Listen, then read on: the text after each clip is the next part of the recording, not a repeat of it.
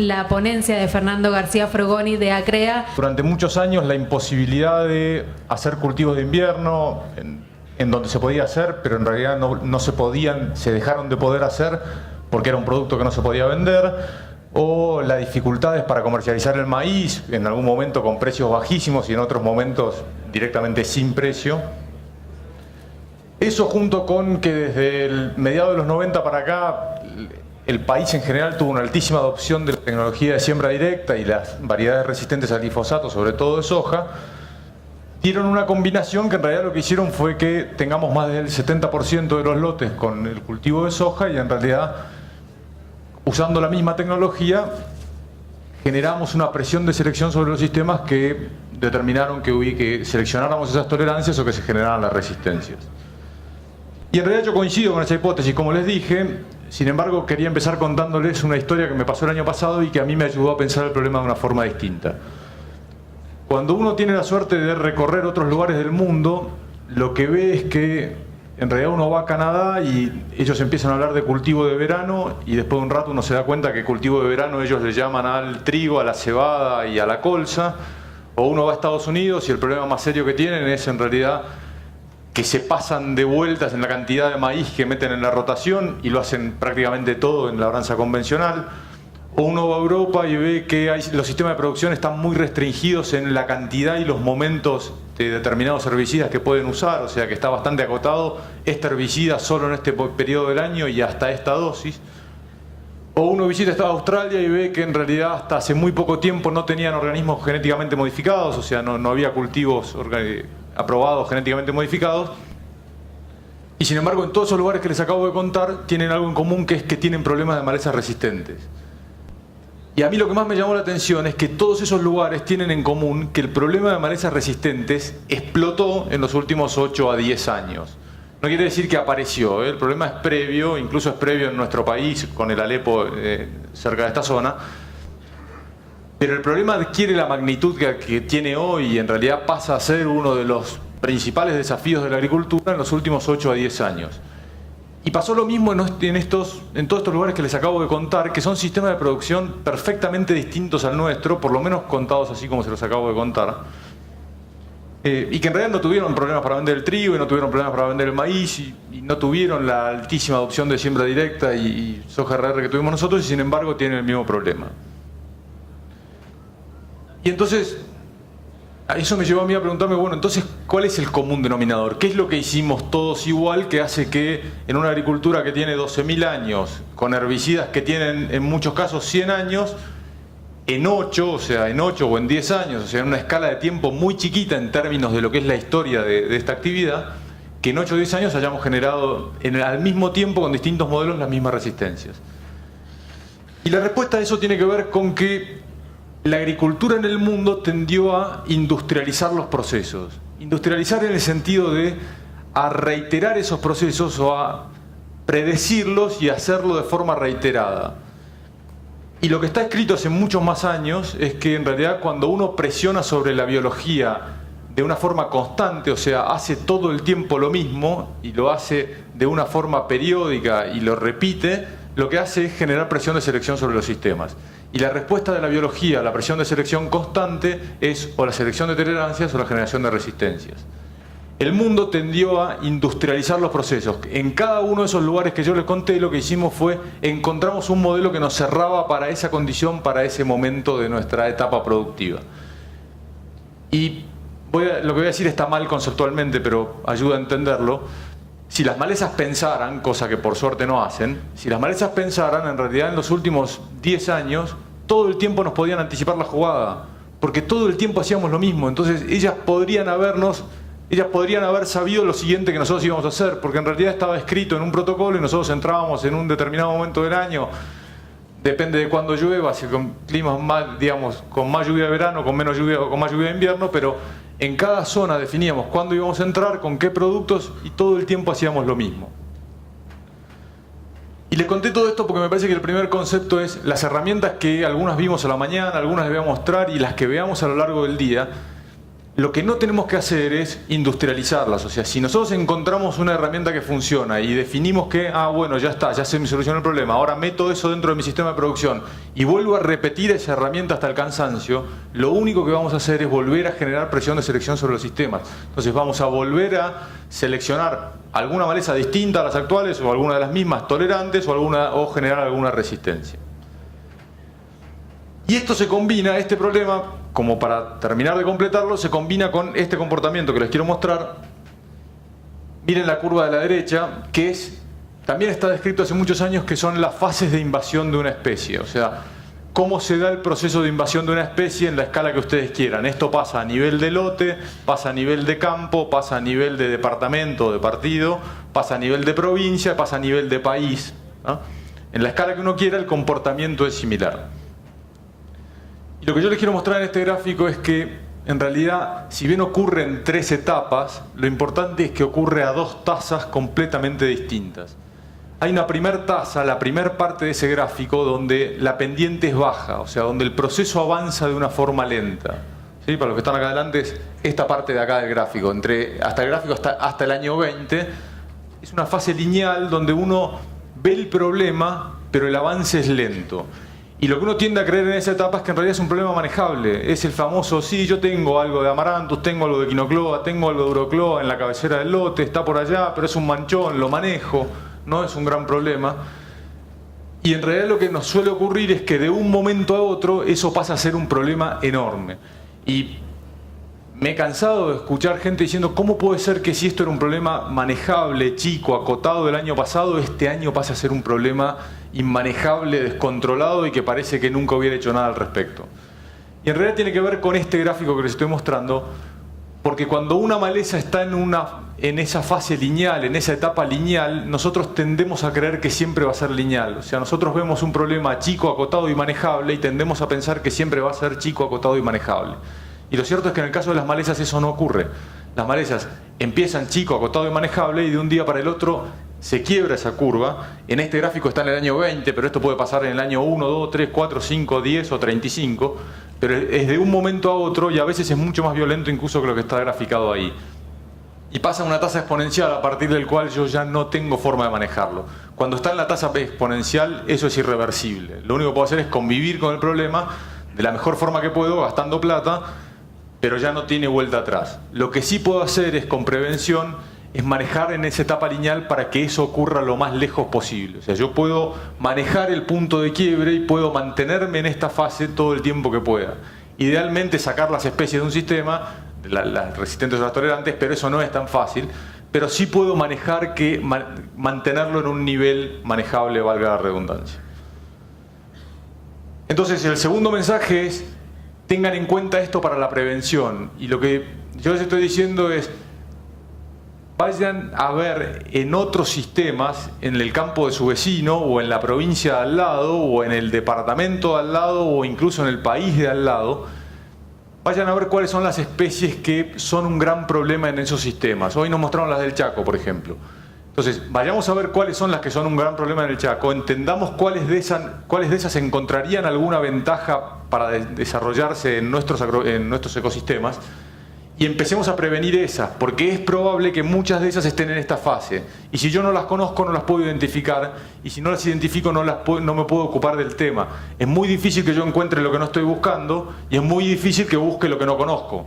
Entonces, el primer mensaje es: conozcamos cuáles son las especies que pueden llegar a ser con un problema en mi zona, porque en otro lugar para otra persona lo son, y si están en esta etapa, aprendamos a identificarlas para manejarlo y para mover ese punto lo más lejos posible.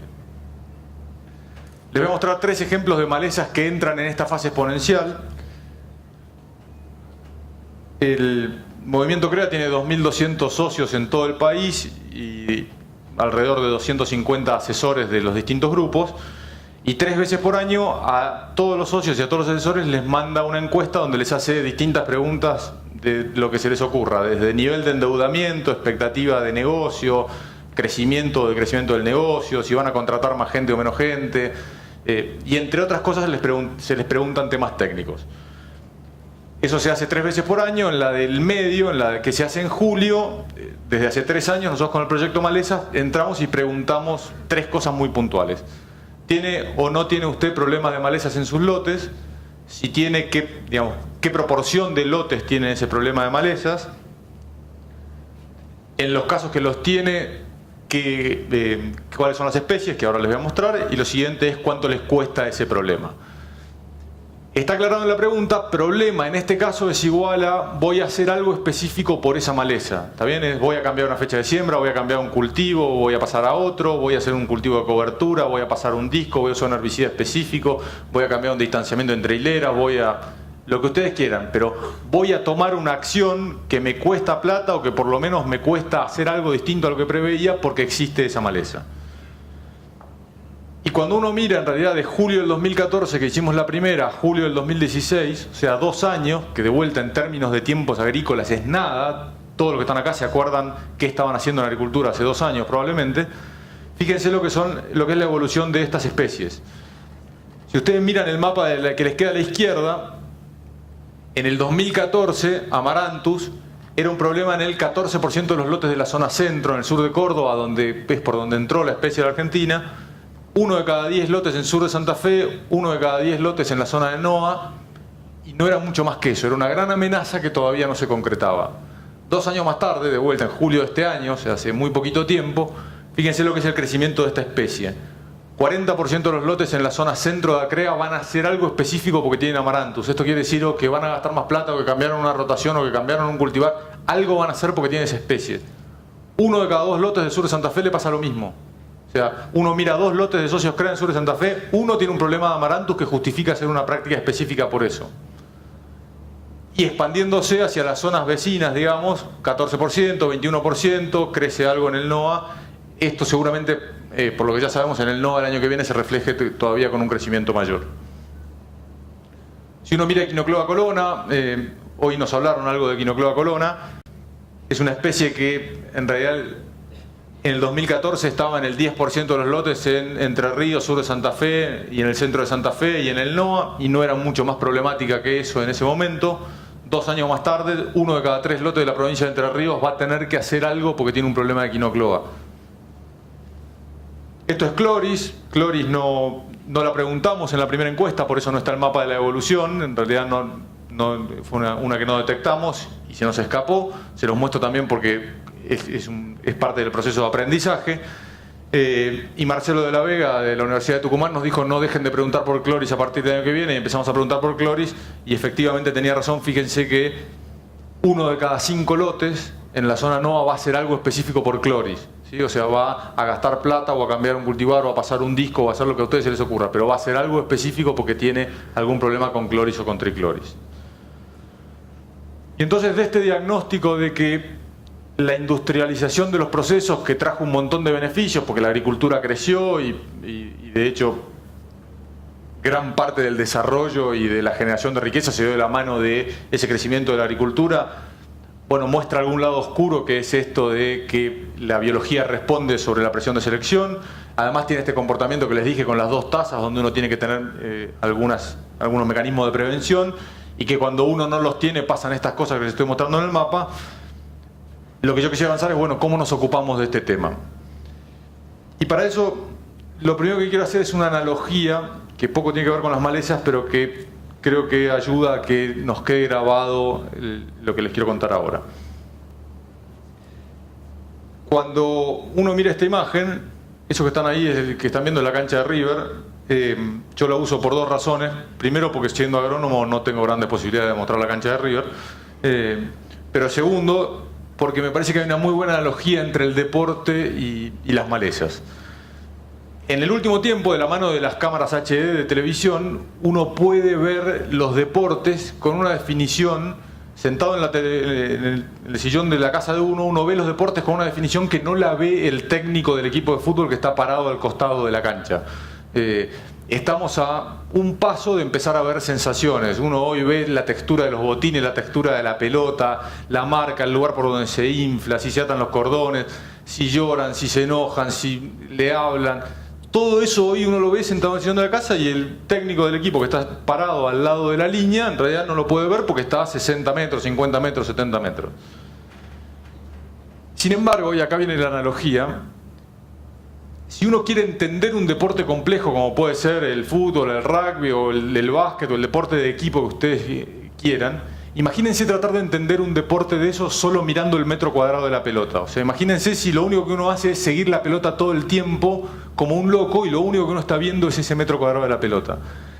Es absolutamente imposible entender ese deporte solo mirando la pelota, porque en realidad la pelota es el fin, pero todo el deporte ocurre alrededor de eso. Entonces, si uno quiere entender ese deporte, lo que tiene que hacer es alejarse de ese metro cuadrado, verlo desde una cancha o verlo desde un lugar más lejos, la televisión hace eso por nosotros, alejarse del metro cuadrado y entender que aunque la pelota esté acá, todo el deporte se mueve en función de para dónde va a ir y cómo va evolucionando. Y la analogía con las malezas tiene que ver con que mi sensación es que nos pasamos gran parte del tiempo que hablamos de malezas discutiendo el metro cuadrado donde está la pelota. ¿Qué es y cómo la mato? Son las dos preguntas que más se escuchan todo el tiempo en todos lados. Y no está mal, porque yo tengo una maleza, tengo que saber primero qué es y después cómo la mato.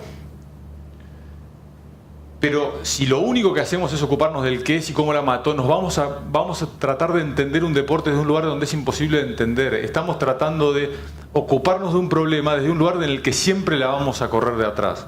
Entonces nuestro rol en esto es ocuparme de lo urgente, ocuparme de lo inmediato, ocuparme del qué es y cómo la mato en algunos momentos, pero en muchos momentos alejarme y pensar el sistema entero. Entender que lo que yo hago hoy, esta herbicida que aplico o el que dejo de aplicar, esta fecha de siembra que cambio porque la adelanto, porque la atraso, este cultivo que no voy a hacer más o que voy a hacer más que antes, todo eso no solo tiene un impacto sobre esa especie en ese momento, sino que tiene todo un impacto sobre el sistema. Les voy a mostrar un par de ejemplos. El primero, recién Daniela nos contó algo, tiene que ver con los costos.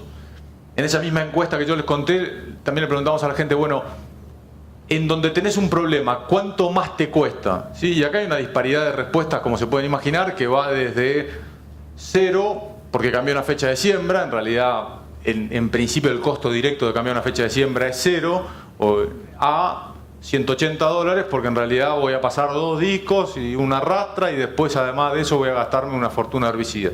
Entonces, en todo ese abanico, los promedios dan eso.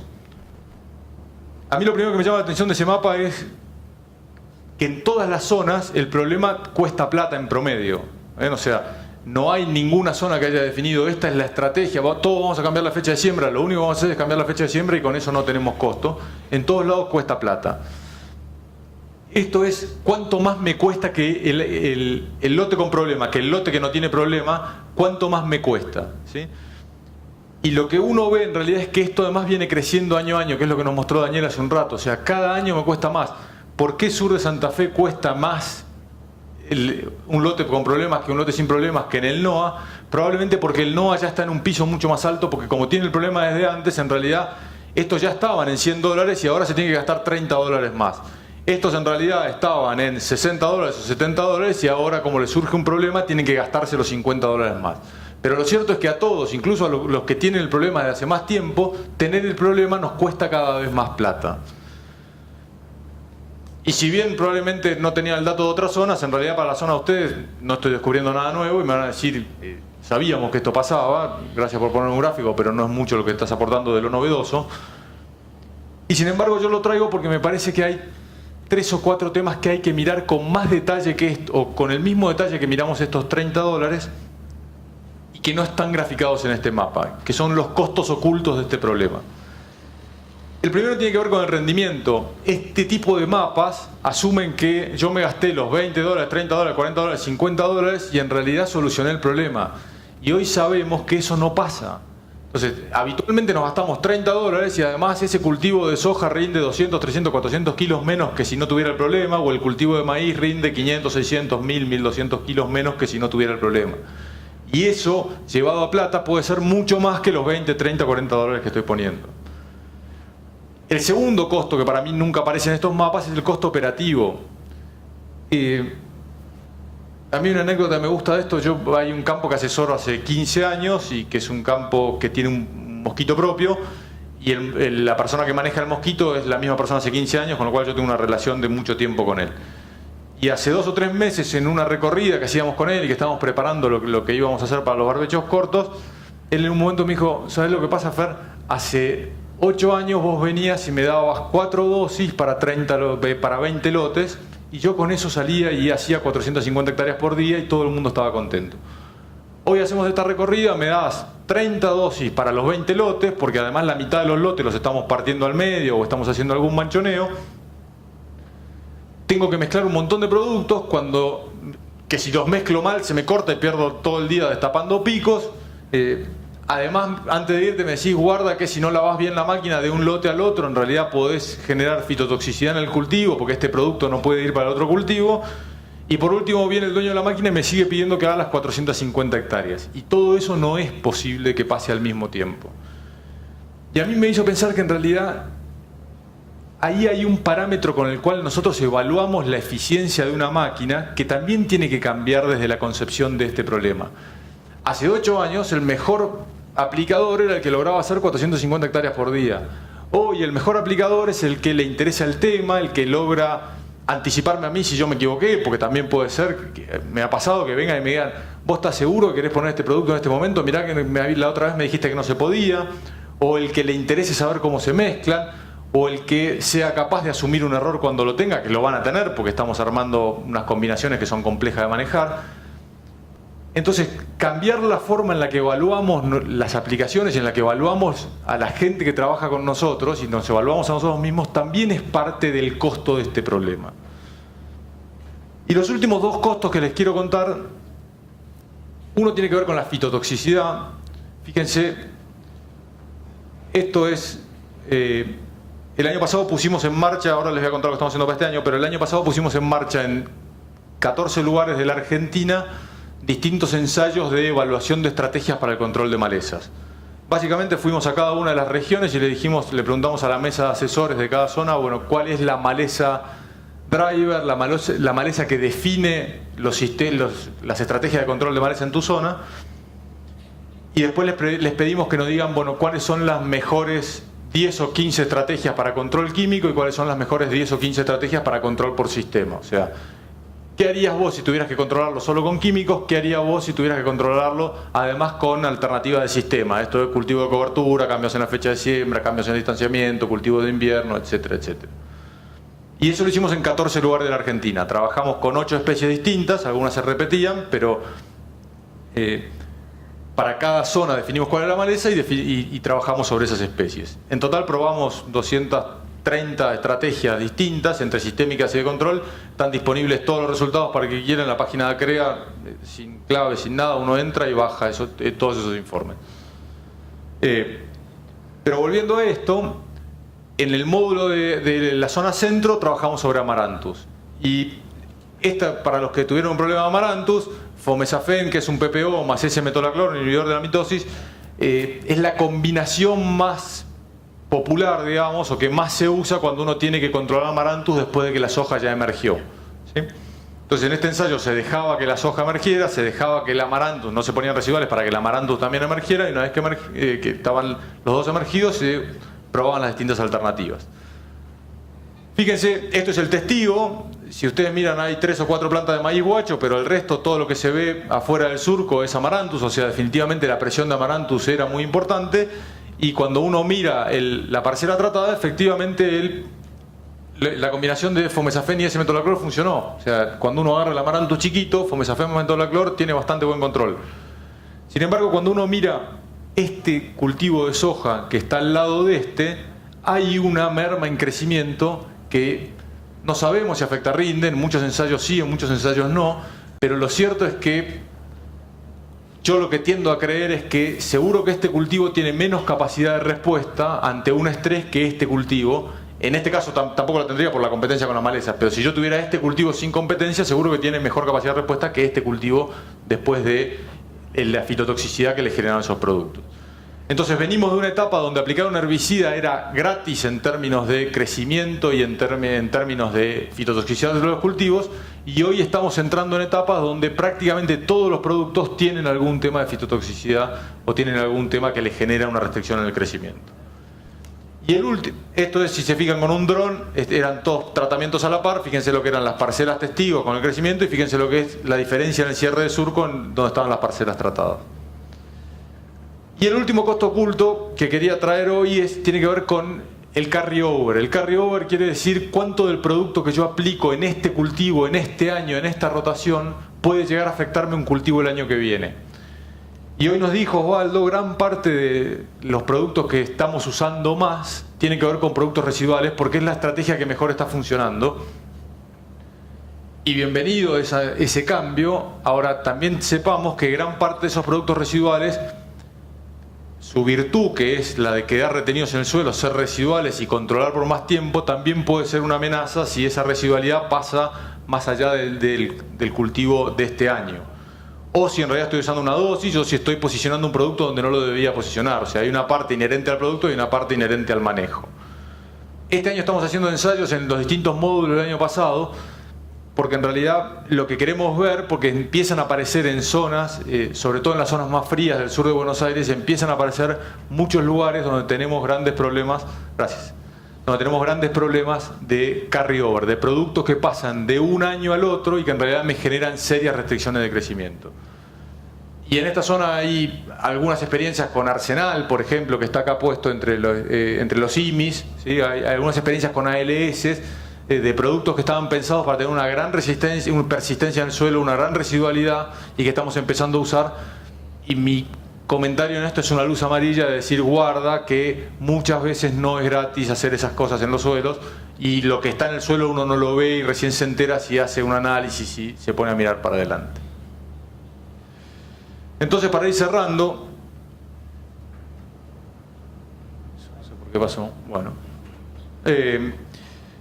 yo les quería contar la última mirada desde el sistema en una zona de ACREA. En realidad hace 10 años que, además de preguntarle a la gente cuánto rinde un cultivo, cuándo lo siembran, cómo lo siembran, etcétera, lo que hacen es preguntarles ¿tuvo o no tuvo problema de maleza? La respuesta posible es sí o no, no hay otra respuesta posible. Y en realidad les quería mostrar ese gráfico, si no aparece no importa, porque lo que se ve es que cuando uno pregunta eso, no, eso no es mío. Cuando uno pregunta eso durante 10 años, ellos después de tener esas respuestas lo que hicieron fue ordenaron los rendimientos y los cultivos en función de la cantidad de gramíneas que habían tenido. O sea, de los últimos 10 años, ¿cuántas gramíneas tuvo entre maíz, trigo, cebada? ¿Cuántas gramíneas tuvo en la rotación? Entonces, ese sí, gracias. Entonces, acá está, la primera columna son lotes que tuvieron menos de 2 gramíneas en 10 años, entre 2 y 4 gramíneas en 10 años, lo que no era gramínea era soja o girasol, principalmente soja en esta zona, 4 a 6 gramíneas, más de 6 gramíneas en 10 años, ¿sí? Y la respuesta es, lotes que no tienen problema son las barras grises, lotes que sí tienen problema son las barras amarillas. Y lo que uno ve en estos gráficos, si ven esta base, confirma lo que uno creía, que es que cuando yo tengo menor participación de gramíneas en la rotación a lo largo de los últimos 10 años, tengo mayor cantidad de lotes que tienen problemas. Hay algunos que todavía no lo tienen, pero la proporción de lotes que tienen problemas es mayor cuando tengo menos de 4 gramíneas en 10 años. Y entonces, esto es lo que estamos probando este año, son los distintos módulos. Estamos probando este año más de 300 estrategias de control por sistema y de control químico. Ahí están las especies, no pretendo que las miren, simplemente que sepan que esto está en marcha y que sepan que la información que se genere va a estar disponible para todo el que la quiere. Y yo quería terminar con 2 conceptos. El primero tiene que ver, hace varios años, además de la agronomía, yo trabajo en una consultora que diseña procesos de innovación. Básicamente porque me divierte hacer cosas distintas cada tanto, muy puntualmente, pero me divierte. Y una de las cosas que aprendí en innovación es algo que me parece que aplica para malezas y que se los quería contar, y tiene que ver con esto de las ruedas y las valijas. Si uno busca en Google o busca en Wikipedia, la rueda se inventó más o menos 5.000 años antes de Cristo, o sea, hace 7.000 años. Si uno busca en Google o en Wikipedia cuándo se inventaron las valijas se inventaron más o menos alrededor del 50 antes de Cristo o el 50 después de Cristo. Ahí hay una discusión en Wikipedia que no importa.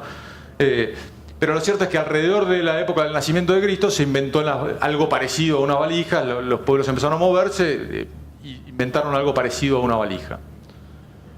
Ahora, si uno busca en Wikipedia cuándo se inventó la valija con ruedas, en realidad pasó en 1970. ¿Sí? O sea que pasaron casi 7.000 años desde el invento de la rueda y 2.000 años casi desde el invento de la valija para que a alguien se le ocurriera que era una buena idea ponerle ruedas a una valija. Y en realidad hoy prácticamente yo creo que no deben vender una sola valija que no tenga ruedas.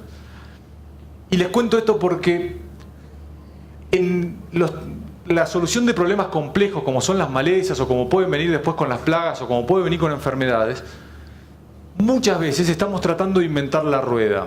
Y bienvenido sea, y ojalá, y en algún momento alguien la inventó, o sea que en algún momento tenemos que trabajar en inventar la rueda. Pero muchas más veces las grandes invenciones o las grandes innovaciones tienen que ver con combinar dos ideas buenas que estaban de antemano y que estaban enfrente mío y que en realidad solo tenía que tener un momento para ponerlas en común.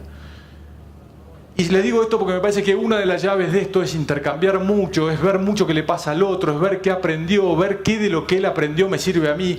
Y el otro no es solo mi vecino que me queda cómodo, el otro es también abrirla, levantar la mirada, mirar esa mirada más de lejos que les decía antes, y ver qué le pasa en otras provincias, qué pasa en otros países, qué están mirando otras empresas, qué están mirando otras personas que me puedan ayudar a mí a encontrar cómo combinar una valija con rueda, porque muchas de las soluciones van a venir por ahí. Y termino con una anécdota y una imagen. Mi padre no tiene nada que ver con el sector agropecuario.